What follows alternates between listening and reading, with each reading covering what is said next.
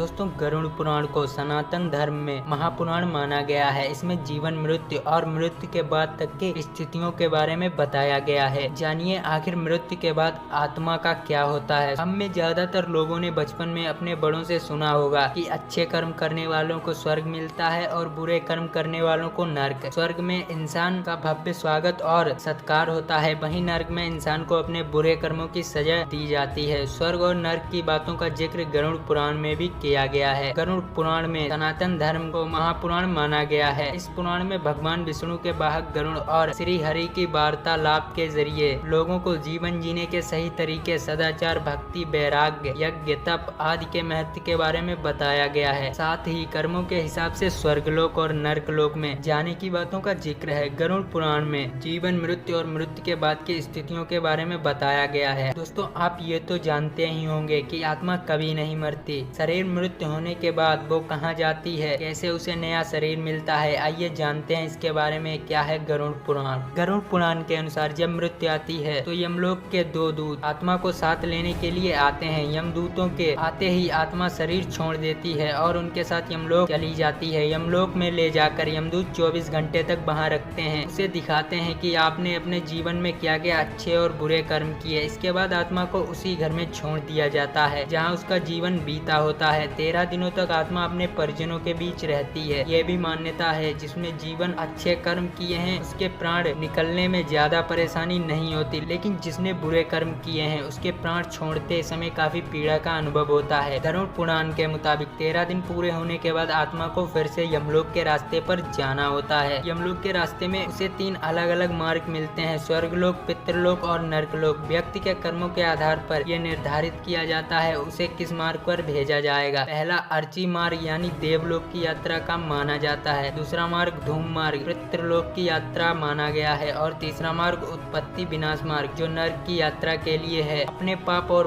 पुण्य को निर्धारित समय तक भोगने के बाद आत्मा को फिर से नया शरीर मिलता है। और दोस्तों, गरुड़ पुराण में ये भी जिक्र मिलता है कि मनुष्य के कर्मों के आधार पर उसे अगला जन्म मिलता है। गरुड़ पुराण के अनुसार किसी की हत्या करके पेट पालने वाले, लूटपाट करने या पशुओं का शिकार करने वाले लोगों को अगले जन्म में किसी कसाई के हत्थे चढ़ना पड़ता है। शास्त्रों के अनुसार गुरु को भगवान से भी ऊंचा दर्जा दिया गया है। ऐसे में जो व्यक्ति अपने गुरु का अपमान करता है उसे नर्क में जगह मिलती है और अगले जन्म में वे जल के बिना ब्रह्म राक्षस के रूप में पैदा होता है। धोखाधड़ी या छल कपट करने वाले मनुष्य को अगले जन्म में गरुड़ पुराण के अनुसार अंधेपन का शिकार होना पड़ता है। गरुड़ पुराण एक महत्वपूर्ण महापुराण है। गरुड़ पुराण में व्यक्ति के कर्मों का लेखा जोखा और पाप पुण्य की बातों का स्पष्ट उल्लेख है।